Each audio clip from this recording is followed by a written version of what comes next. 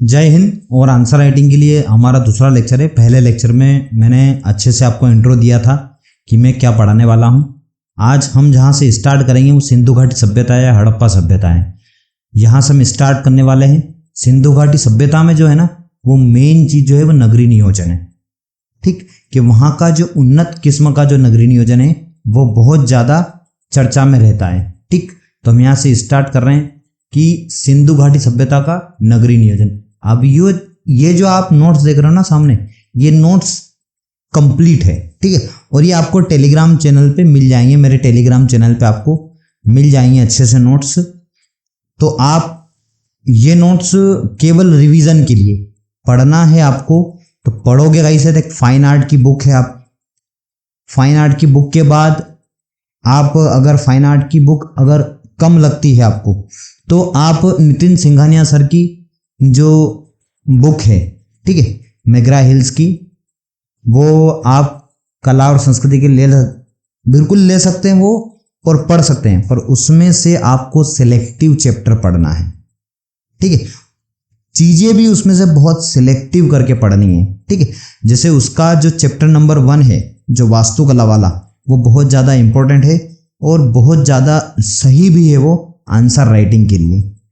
ठीक, तो हम यहाँ जो हमारा अप्रोच रहेगा वो अप्रोच रहेगा कि मैं यहाँ पे आपको टॉपिक समझाऊंगा बिल्कुल। ठीक, अच्छे से एक एक टॉपिक आप GS1, GS2, GS3, GS4 सारे के सारे जो भी आपके टॉपिक हैं इनके, ठीक है, एक एक टॉपिक को अच्छे से एक्सप्लेन करूंगा, समझाऊंगा विथ शॉर्ट नोट। ठीक है, और उन पे आपको जो PYQ हैं, जो प्रीवियस ईयर क्वेश्चन हैं, उन प्रीवियस ईयर क्वेश्चन पे जो टॉपिक समझा रहा ना, उस टॉपिक से रिलेटेड एक PYQ लेके आऊंगा। अगर PYQ नहीं भी मिलेगा तो मॉडल आंसर लाएंगे और मॉडल क्वेश्चन लाएंगे। ठीक, और उन मॉडल क्वेश्चन के थ्रू आपको कैसे आंसर राइटिंग को अप्रोच करना है, कैसे आंसर राइटिंग तक पहुंचना है आपको। ठीक है, आंसर राइटिंग तक पहुंचना है, वो सारी चीज यहाँ आपको सारी की सारी चीज मिलेगी यहाँ पे। ठीक, इस आंसर राइटिंग प्रोग्राम में सारी चीज मिलेगी कि कैसे आंसर को फ्रेम करना है आपको। ठीक, तो ये PYQ। उसके बाद टॉपर कॉपी।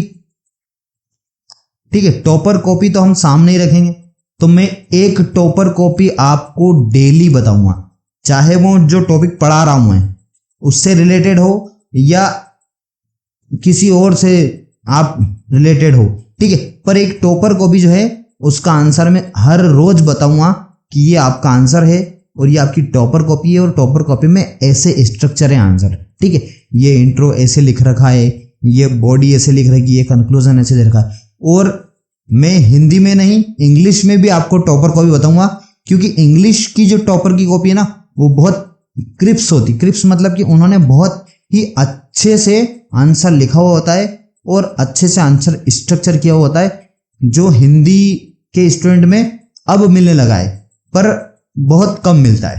ठीक है, तो मैं इंग्लिश और हिंदी की टॉपर कॉपी दोनों बताऊंगा, और एक टॉपर कॉपी में एक आंसर या 2 आंसर डेली बताने वाला हूं आपको। ठीक है, आप उसके बाद आंसर कैसे लिखते हैं, तो इंट्रो कैसे फ्रेम करना है टॉपिक के ऊपर, और आपका बॉडी कैसे फ्रेम करना है, कैसे आंसर को तोड़ना, क्वेश्चन को तोड़ना है और तोड़ के उसका आंसर फ्रेम करना है, वो सिखाएंगे आप। उसके बाद PYQ है ही सही।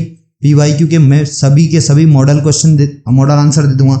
जैसे कि अभी अगर आप देखना चाहे तो मैं देखो, आज हम क्या पढ़ रहे हैं, तो आज जो हमारा स्टार्टिंग फेज अगर है, या मान के चलो कि कल इंट्रोडक्शन लेक्चर था, तो हमारा लेक्चर 1 मान के चलो आज अगर, तो आज हम पढ़ने वाले हैं कला और साहित्य से जो स्टार्टिंग फेज में हड़प्पा सभ्यता आती है ना, जो सिंधु घाटी सभ्यता, उसको समझेंगे आप। ठीक है, और उससे PYQ और उसका मॉडल आंसर देखेंगे।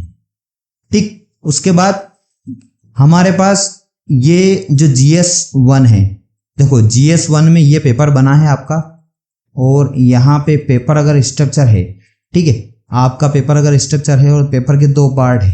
ठीक, तो यहाँ 1 से शुरुआत करो पेपर और यहाँ 11 से शुरुआत करो। यहाँ आपके 1 से लगा के 10 तक जो है वो 150 नंबर के क्वेश्चन, सॉरी 150 अंक के क्वेश्चन आएंगे कि 150 अंक का पहला, 150 अंक का दूसरा। तो ऐसे 10 क्वेश्चन यहाँ पे 150 शब्दों में लिखना होगा, ठीक है। 10 नंबर का एक क्वेश्चन होगा। अब और यहाँ पे 250 शब्दों में लिखना होगा और वो 15 नंबर का एक क्वेश्चन होगा, ठीक। आज का जो ट्रेंड है यूपीएससी का वो इस टाइप से है। तो आपके कला और साहित्य के अंदर से कितने क्वेश्चन है, तो आपका एक क्वेश्चन ऊपर मिलेगा और एक क्वेश्चन यहाँ, तो एक क्वेश्चन नंबर पहला मिलेगा और एक क्वेश्चन मिलेगा आपको क्वेश्चन नंबर 11वां, ठीक। ये 2 क्वेश्चन कला और संस्कृति से होंगे। केवल 2 ही क्वेश्चन आते हैं यूपीएससी के अंदर, ठीक है। और बिल्कुल वास्ट सिलेबस है। आपको सिलेबस बताऊंगा मैं तो आप बिल्कुल, तो ये चीजें हैं, पर इनमें से पढ़ना स्पेसिफिक है, ठीक है। जैसे आपको चित्रकलाएं पढ़ना है, जैसे आपको वहाँ की वास्तुकलाएं पढ़ना है, मूर्तिकला पढ़ना है, मंदिर की जो श्रेणियां हैं, जैसे आपकी गांधार नहीं, आपकी जो श्रेणियां हैं कि आपकी दक्षिण की द्रविड़ शैली हो गई, ठीक है, उत्तर की नागर शैली हो गई, ठीक है। तो इस टाइप से ये मंदिर श्रेणियां हैं। मूर्तिकला है तो मूर्तिकला में आपकी गांधार शैली है, आपकी मथुरा शैली है, आपकी अमरावती शैली है, वो चीजें पढ़ेंगे हम, ठीक। तो ये सारी चीज जो है, पर क्वेश्चन आपका पहला एक ही आने वाला है और 11वां दूसरा क्वेश्चन आने वाला है। और इस क्वेश्चन से एग्जामिनर शुरुआत करता है और शुरुआत में अगर आपका क्वेश्चन अब्सेंट रहा अगर, ठीक है, कि आपने क्वेश्चन नहीं लिखा है, तो वो कॉपी बहुत ज्यादा बुरी लगती है वहां पे। तो इसलिए ये क्वेश्चन आपको बहुत जनरल वे में आपको आंसर देना है, ठीक है, जो आपका जो कला और संस्कृति से, और केवल इसमें कला और संस्कृति ही पढ़ना है। तो कला और संस्कृति तो आपके सिलेबस में क्या दे रखा है कि जहां से सभ्यताएं शुरू हुई, तो प्राचीन काल से लगा के आधुनिक काल तक के आपको कला के रूप पढ़ना है और साहित्य और वास्तुकला पढ़ना है। इतना सा सिलेबस है केवल आपका, ठीक। तो हम कला के ही रूप पढ़ेंगे। यहाँ जो आपको कला और साहित्य दे रखा है, तो हम प्राचीन से न राजनीतिक मुद्दे उठाएंगे, न आपके कोई सामाजिक मुद्दे उठाएंगे, कोई भी राजनीतिक न सामाजिक नहीं पढ़ना है आपको। आपको पढ़ना है कला और संस्कृति और वास्तुकला और साहित्य पढ़ना है, ठीक। तो हम चलते हैं। अब देखो यहाँ पे इतिहास जो है, हमारी जो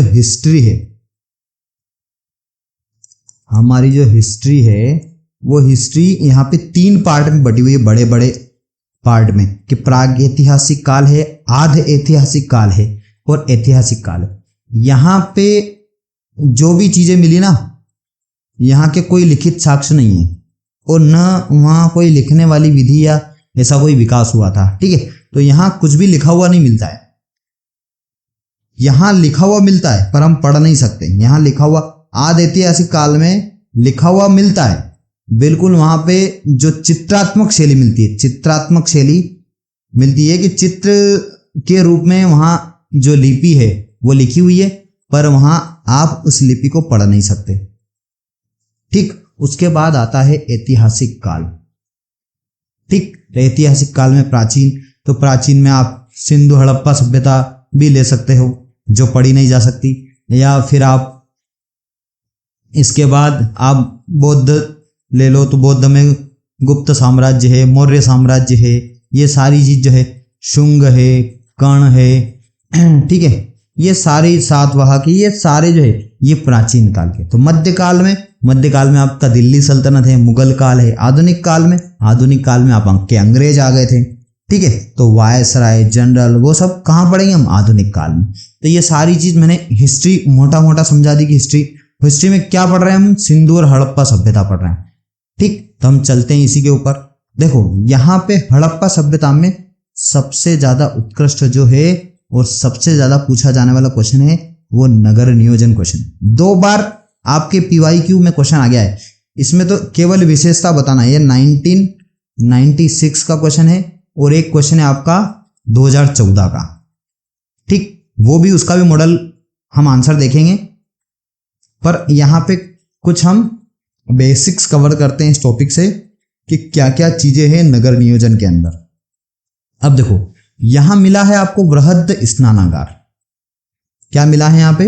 वृहद स्नानागार मिला है, ठीक है, जिसमें सार्वजनिक रूप से त्योहार के अवसर पर वहां पे सार्वजनिक सभी लोग नहाते थे। ठीक, तो ये स्नानागार में आपको बता देता हूं कि ये है आपका वृहद स्नानागार। सार्वजनिक स्नानागार होता था ये, और इस स्नानागार में सभी लोग नहाते थे। ठीक, और यहाँ की जो नगर नियोजन प्रणाली है वो बहुत ही उन्नत किस्म की थी। ठीक, बहुत ही उन्नत किस्म की नगर नियोजन प्रणाली थी। ठीक, अब उसके बाद त्योहारों पर स्नान करने के लिए सार्वजनिक स्नानागार थे यहाँ पे। उसके बाद अब आ जाओ तो आयताकार ग्रिड पैटर्न में पूरी सड़कें जो बनी हुई थी वो एक दूसरे को तो समकोण पर काटती ही थी, प्लस आपको वहां की सड़कें एक आयताकार क्या होता है कि ये आपका एक आयताकार स्ट्रक्चर है और ये एक रोड जा रहा है, दो मेन रोड जा रहे हैं और इनको ये बीच में सड़कें काट रही है। तो ये ग्रिड पैटर्न हो गया आपका। कौन सा पैटर्न हो गया? Grid pattern. ठीक है, तो ये जो छोटे छोटे पॉइंट दे रखे हैं शॉर्ट फॉर्म में, इनको याद रखना जरूरी है आपको। ठीक है, इनसे ही पूरा क्वेश्चन आप जो है उसका आंसर फ्रेम कर लोगे। ठीक है, इन छोटे पॉइंट से ही, इन शॉर्ट नोट से ही आप पूरा आंसर फ्रेम कर लोगे।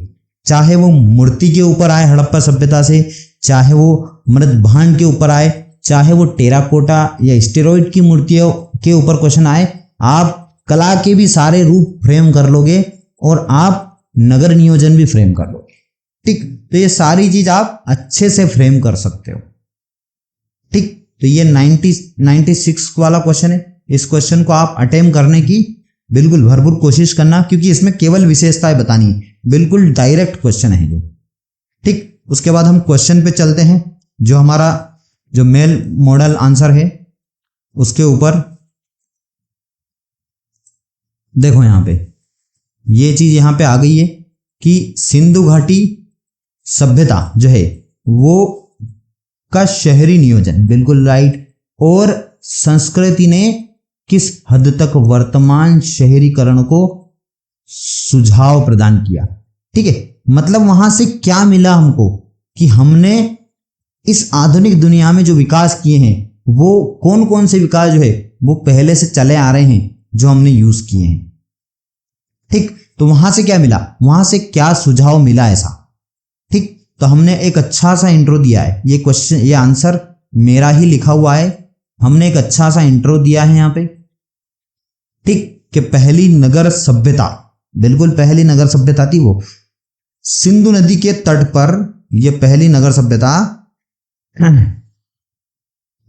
आपकी सिंधु नदी के तट पर। ठीक है, पहली नगर सभ्यता सिंधु नदी के तट पर एक समृद्ध शहरी संस्कृति को खोजा गया। ठीक है, उसके बाद जिसमें सबसे पहला नगर कौन सा था?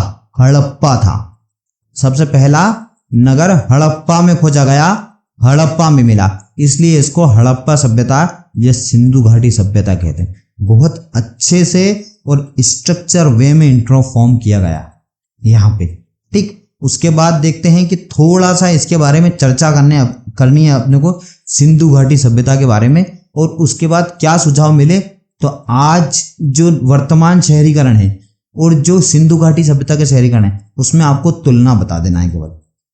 ठीक है, आपको क्वेश्चन की अप्रोच को लेके चलना है, या फिर आप डायरेक्टली भी इसको सॉल्व कर सकते हो कि डायरेक्टली आप ये ना बताते हुए डायरेक्टली आप सुझाव पे आ जाओ। ठीक है, क्या आपके पास ऐसे 10 सुझाव हैं जिससे आप उस क्वेश्चन को बिल्कुल 150 वर्ड का बना सकते हैं, तो वो भी लिख सकते हैं आप क्वेश्चन। ठीक है, और मेरे से भी अच्छा क्वेश्चन फ्रेम कर सकते हैं आप। केवल आपको प्रैक्टिस करने की जरूरत है।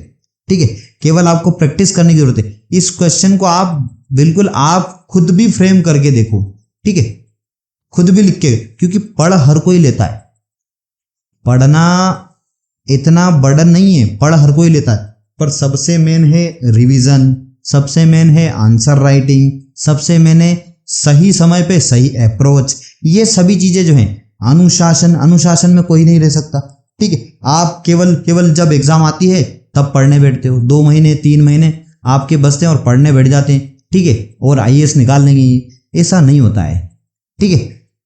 पूरा 1 ईयर का प्लान आपको लेके चलना पड़ेगा, एक एक चीज को समझना पड़ेगा और एक एक चीज को अच्छी बारीकी से करना पड़ेगा, तब जाके यूपीएससी फाइट होती है। ऐसा नहीं है कि आप आईएएस बन जाओगे, आईपीएस बन जाओगे या आईआरएस बन जाओगे, ठीक है, ऐसा नहीं है, ठीक है। यहाँ तो प्री निकालना भी मुश्किल होता है क्योंकि प्री होती है अनप्रिडिक्टेबल, ठीक है। तो आप अगर प्री अनप्रिडिक्टेबल है तो आप मेंस की तैयारी, ठीक है, आप कहां से कर लोगे अगर प्री ही नहीं निकली तो।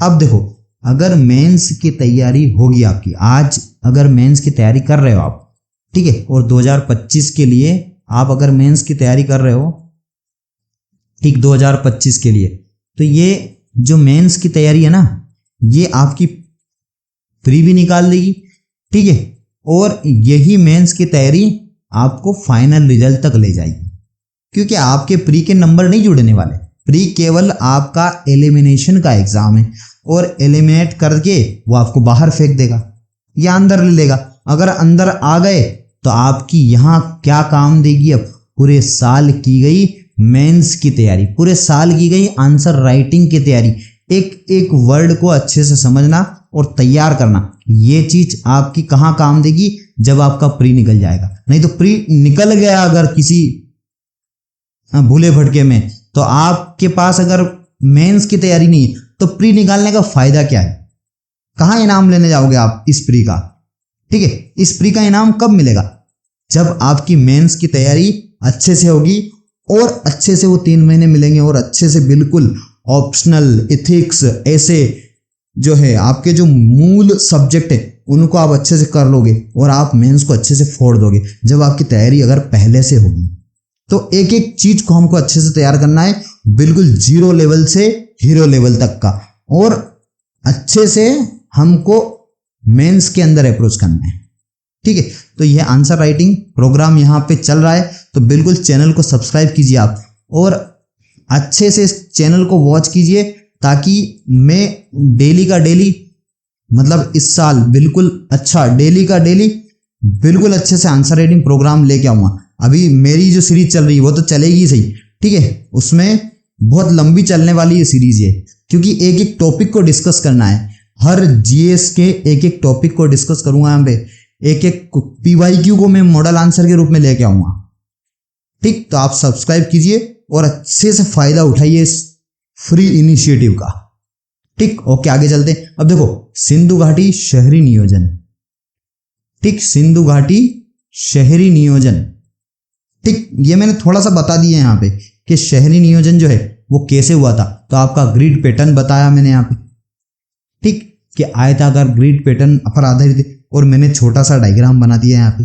बिल्कुल ये इनिशिएटिव है आपका। उसके बाद सड़कों का समकोण पर काटना, ठीक है, मिट्टी की पकी ईंटों का प्रयोग, जो जिप्सम के गारे, जो आप सीमेंट यूज करते हो ना, कि आपने रेत डाली, सीमेंट डाली और थोड़ी सी गिट्टी डाली और बिल्कुल वो माल बनाया आपने और बिल्कुल यूज किया है, ठीक है, ईंटों को चिपकाने के लिए, ठीक। तो वो ही यूज यहां जिप्सम के गारे का होता था।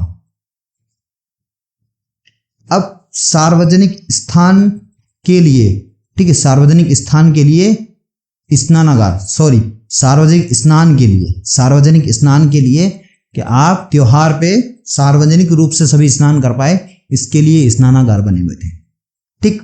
और ऊंचे व निचले बस्तियां, तो ऊंचे दुर्ग थे व निचली बस्तियां थी, तो निचली बस्तियों में आम लोग रहते थे और यहाँ ऊंचे दुर्ग में रईस लोग रहते थे, ठीक। इतना काम समझ आया। तो बिल्कुल ये आंसर राइटिंग के लिए बिल्कुल एक अच्छे से अच्छा सा इंट्रो होना चाहिए, ठीक है, अच्छे से ये बॉडी एक स्ट्रक्चर वे में दिख रही है, ठीक है। यहाँ मैप बना हुआ है आपका, ये पूरा का पूरा, ठीक, और बता रखा है कि हड़प्पा सभ्यता का स्थान। इस मैप में ही आप आधा काम तो, बहुत सारे क्वेश्चन में तो आधा काम तो मैप के अंदर ही हो जाता है, ठीक है, फ्लो चार्ट के अंदर ही हो जाता है शॉर्ट फॉर्म में, ठीक है, क्योंकि हमारे पास शब्दों की कमी होती है, ठीक है, और आंसर में बहुत कुछ लिखना होता है, तो हम शॉर्ट फॉर्म का यूज करते हैं और बिल्कुल एक अच्छे से एक क्रिप्स स्मार्ट वे के अंदर वो आंसर दिखता है फिर आपका, ठीक, अगर आप फ्लो चार्ट का यूज करते हो तो। उसके बाद ये यहाँ जो है ये मैंने बता दिया कि यहाँ हड़प्पा सभ्यता का स्थान, यहाँ खुदाई हुई और यहाँ से सारी चीज मिली, इस जो जगह बना रखी इसके अंदर से। ठीक, इतना बता दिया। ठीक, तो ये सिंधु घाटी शहरी नियोजन है और इसके बीच में मैंने अगले में तुलना बता दी बिल्कुल अच्छे से। ठीक, और तुलना को भी एक स्ट्रक्चर में बताया कि सिंधु घाटी सभ्यता व वर्तमान शहरीकरण की तुलना कर रखी है यहाँ पे। आज भी हम भवन बनाने में क्या यूज करते हैं? पक्की ईंटों का ही प्रयोग करते हैं। ठीक है, तो ये वहां की संस्कृति आ गई ना। ठीक है, वहां की संस्कृति का हम कैसे यूज कर रहे हैं कि उस वक्त भी पक्की ईंटों का प्रयोग होता था और आज भी पक्की हुई ईंटें ही चलती हैं। ठीक है, उसके बाद आज के समय का जो स्विमिंग पूल है उस समय का क्या था? स्नानागार था। ठीक है, थोड़ा बहुत चेंज हुआ है, बस स्विमिंग पूल में चेंज हो गया, पर उस वक्त भी तो स्नानागार था हड़प्पा सभ्यता में भी।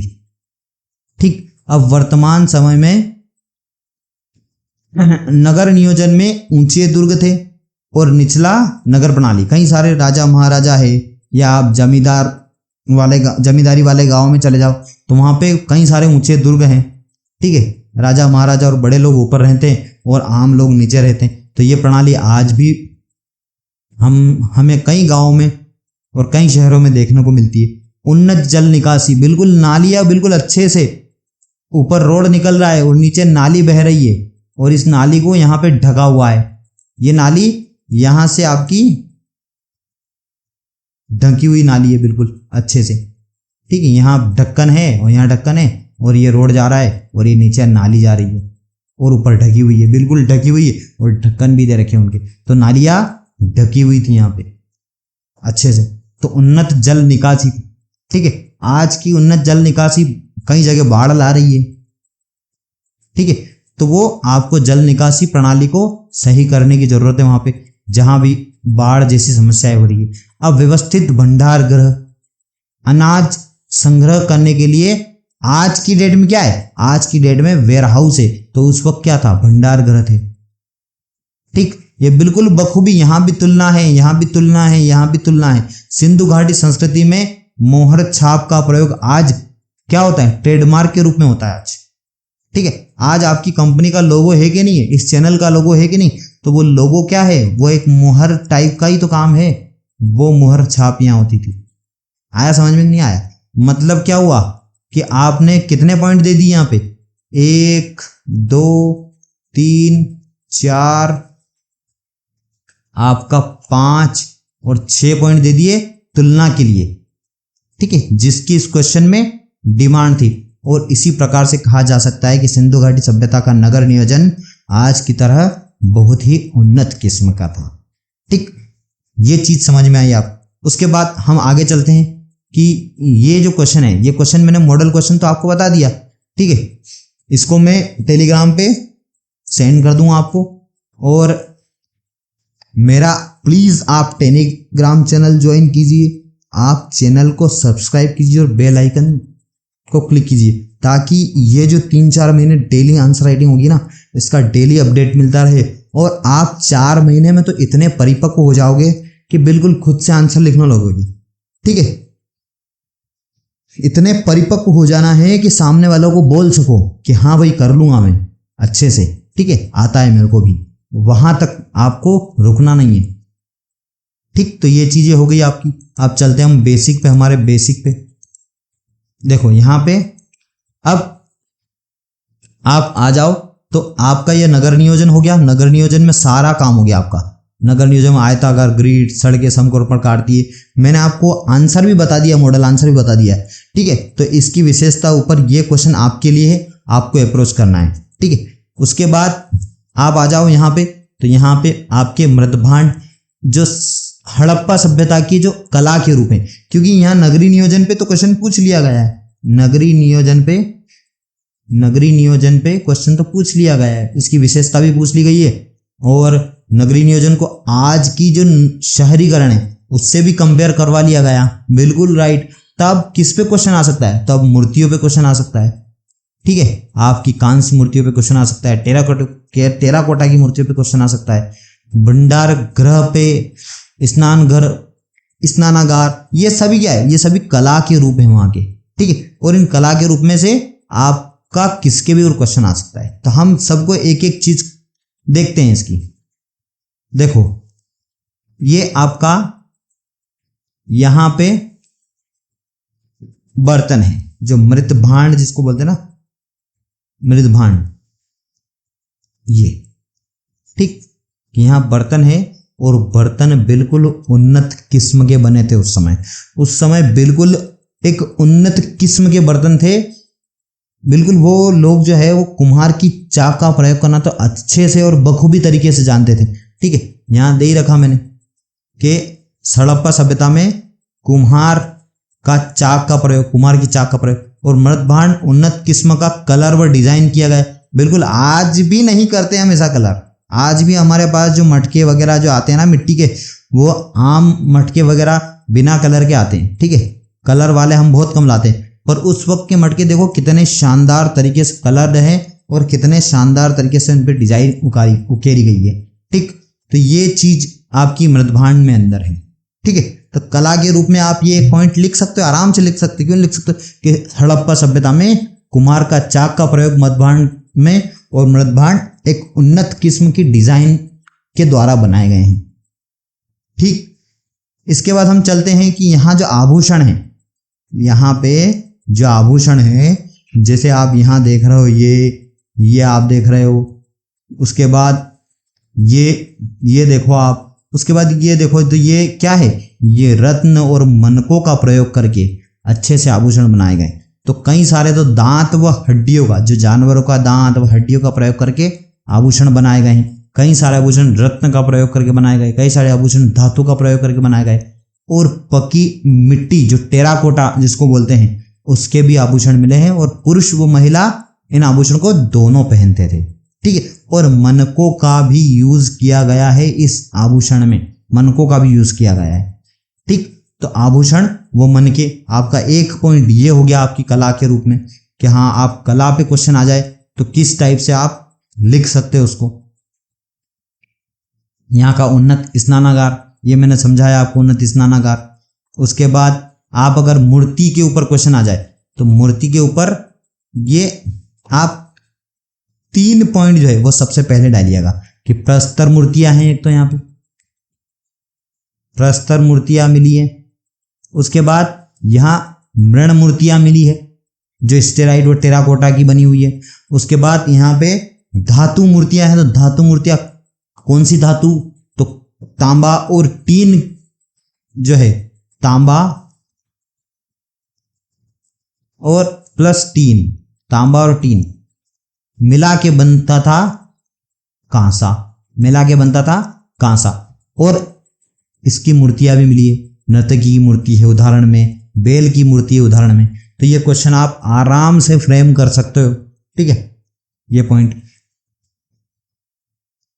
उसके बाद मूर्तियों के अंदर ही आप मोहरे लिख सकते हो कि मोहरे और मूर्तियां, ठीक। तो मोहरे यूनिकॉर्न की मूर्ति है, ये पशुपति की मूर्ति है, ठीक। और पशुपति की मूर्ति में ये विशेषताएं, ठीक, इसके अंदर दे रखी बिल्कुल अच्छे से, वो आप ले सकते हो। उसके बाद मोहरे जो है वो स्ट्रेट पत्थर की बनी हुई है, और मोहरों में लिपि, कौन सी लिपि का प्रयोग किया गया है, तो यहां पे चित्राक्षर, या फिर इसको आप और क्या बोलते हैं इसको, हाँ, चित्र के द्वारा ये लिपि प्रदर्शित की गई है। तो चित्र के द्वारा जो लिपि प्रदर्शित की गई, इसको आज तक पढ़ा नहीं गया। पहली बात तो ये कि आज तक पढ़ना भी नहीं हुआ इस लिपि का, ठीक है। इसीलिए तो इसको पूरा पाषाण युग बोलते हैं, जिसमें कोई चीज पढ़ी नहीं गई, सॉरी, पूरा पाषाण आधे ऐतिहासिक काल बोलते हैं, ताकि इसमें लिपि तो थी, मनुष्य लिखते तो थे, पर जो लिखा हुआ है वो आज तक पढ़ा नहीं गया, क्योंकि वो बिल्कुल चित्रात्मक शैली में लिखा गया था, ठीक है। चित्रात्मक शैली बोलते हैं एक और। अब मोहरों का प्रयोग साधारण लोग भी करते थे, ताबीज वगैरह पहनते थे और सारी चीजें, और आपके व्यापारिक, दोनों व्यापारिक प्रयोग भी होते थे, ठीक है। तो ये चीज है। उसके बाद कांसे की मूर्ति, तो ये नर्तकी की मूर्ति वहां मिली है, ये नर्तकी की मूर्ति है। तो बेल की मूर्ति, नर्तकी की मूर्ति, तांबा व टीन लुप्त मोम तकनीकी द्वारा बनाई गई थी इस मूर्ति को। अब लुप्त मोम तकनीक होती क्या है कि आपने एक मिट्टी का सांचा बनाया, इस सांचे में एक मोम का पुतला बना के इसमें रख दिया, ठीक है, मोम का पुतला, और उसको पिघाल के एक छेद से बाहर निकाल लिया, तो ये यहाँ पे खाली हो गया, और इसके अंदर आपने गर्म करके धातु को पिघलाकर इसमें डाल दिया, तो ये मूर्ति का रूप ले लेगी और ठंडा होके आपकी ठोस बन जाएगी वो, ठीक। तो ये लुप्त मोम तकनीक है, ठीक है, जो कई जगह आज भी प्रयोग होती है। उसके बाद यहाँ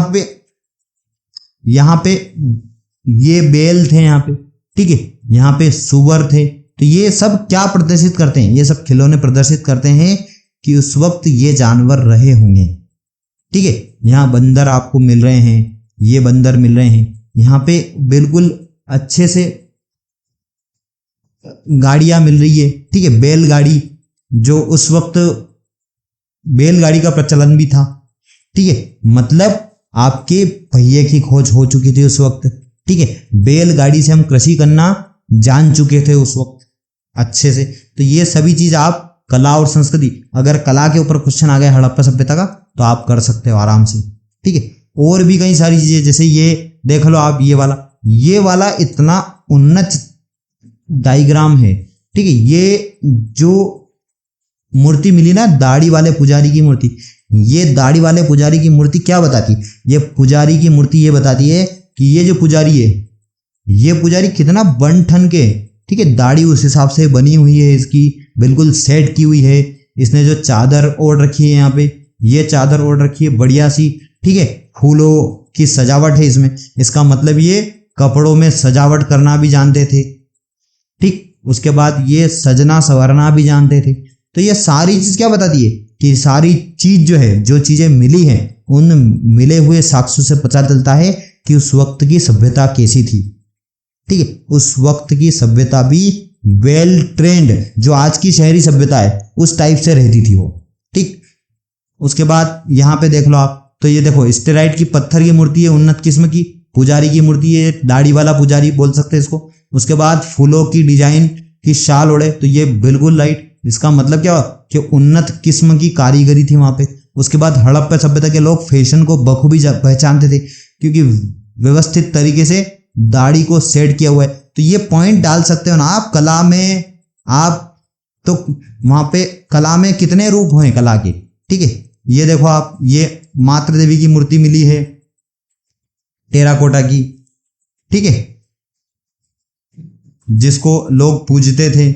उसके बाद ये धड़ मिला है, तो इस धड़ में ये सांचे रह गए, ठीक। इन सांचों में आप इसमें गर्दन फंसा सकते हो आप यहाँ पे आराम से, ठीक।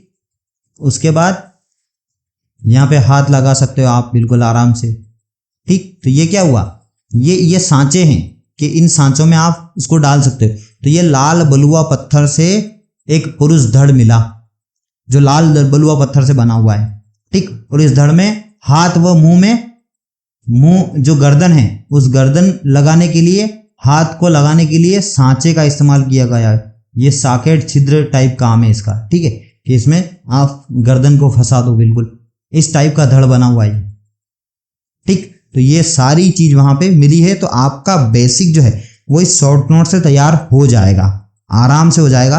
आप एक बार बुक पढ़ लीजिएगा, वो भले फाइन आर्ट पढ़िए आप, या फिर आप नितिन सिंघानिया सर की बुक पढ़िए, जिसमें पहला चैप्टर ही ये वास्तुकला है। इस हड़प्पा सभ्यता को पढ़ के इनसे जो मैंने नोट्स में सेंड करूंगा ना, उनसे शॉर्ट नोट बनाइएगा, ठीक है। तो आप एक अच्छे से जो है आपके शॉर्ट नोट बन जाएंगे और अच्छे से आपकी तैयारी होगी। तो ये केवल एक पेज के अंदर शॉर्ट नोट बनाना है, सारे के सारे शॉर्ट नोट जो है ना आपको एक पेज में खत्म कर देना है। इस पे कोई सा भी क्वेश्चन आओ, आप उस क्वेश्चन को अप्रोच करोगे बस। आज थोड़ा सा टाइम इसलिए लगा, ठीक है, ताकि मुझे सारी चीज आपको समझानी थी कि क्या क्या चीजें करवाने वाला हूँ, क्या चीजें नहीं है। अब डेली जो हम रनिंग पकड़ेंगे ना, तो बहुत अच्छे से हम चीजें कर पाएंगे, ठीक है। तो आज के लिए इतना ही। Thank you.